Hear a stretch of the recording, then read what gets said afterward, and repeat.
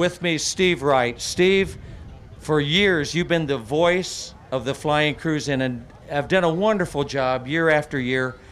You moved, you took on a new stage of your life out in Spokane, Washington. You're back visiting with us. So good to have you back. Steve, what have you been up to? And thank you so much for returning to Marion. It's just been great having you back. Well, thanks, Ray. I mean, and thanks for the opportunity. You get to see a lot of people that you know, and that's one thing I really like about the fly-in. If you haven't seen somebody for a year, you're going to see them here, right? Yeah. Because it's so much fun. I'm actually a district manager now for Chevrolet out in the state of Washington, and we're going and I'm going to about 16 different dealers. Year after year, you've helped support the FlyInCruiseIn, and you did so much as a councilman for our city. Well, thanks. I'm sure you don't miss the calls, perhaps, but we're sure good having you back.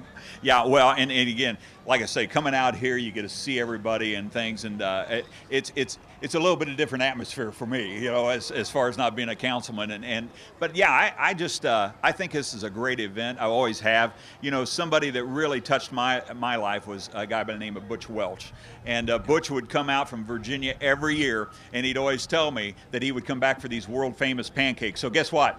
I come 2,000 miles for these world-famous pancakes again, just to eat those and support the band. So it's good. They just don't have pancakes in Spokane, Washington. No, like that. They don't. Well, you know, Butch Walsh was very special to all of us.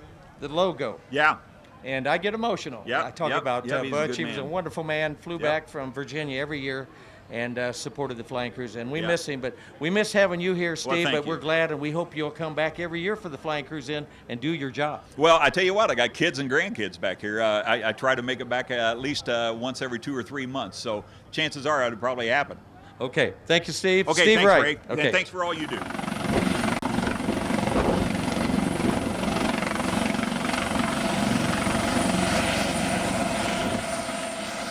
Just arriving is the Samaritan helicopter, and we love having you come. Every year you folks bring the helicopter in and let us look into it. It's from Parkview Hospital in Fort Wayne. When you launch off the pad, how long does it take you to get to Marion? We came from the Rochester base because we have 2 aircraft. This is the Rochester ship, which is the one that is actually servicing Marion area. And it takes us 14 minutes to get here. About the same from Fort Wayne, too. That is correct, yeah. Both aircraft are about the same nautical mile distance. Well, tell us what your typical day would be.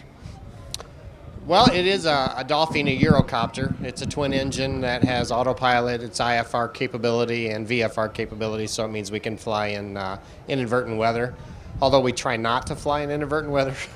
But our typical day is we come in and check the aircraft out and get the off-going crew. They give us a report, and from their previous shift, we go through the aircraft, check it out, make sure everything is safe. Our mechanics come in every day, check the aircraft, make sure it's flyable, and make sure that we're safe. And then for the most part, we do review training, and our pilot goes through a briefing with us in the mornings, and then we talk about our risk assessments and what we're going to do for the day, and then we discuss how we're going to land, how we're going to get out, depending on the situation, and talk about just our whole day of what we're going to do. And so everybody's on the same page when we leave. How does the call come in, and then how fast can you respond? Well, our goal is to, once we receive the call, our standard is to be in the air in 8 minutes.